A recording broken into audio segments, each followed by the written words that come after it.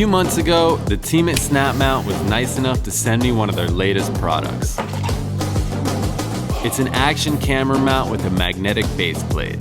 I wanted to test it out in town before taking it out on the road.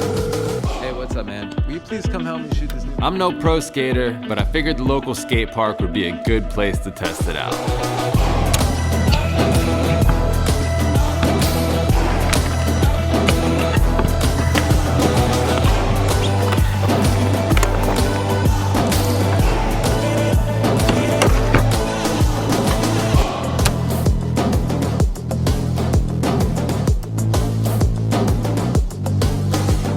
Needless to say, the Snap Mount passed the test. I dropped it in my camera bag, and it's been my primary GoPro mount ever since.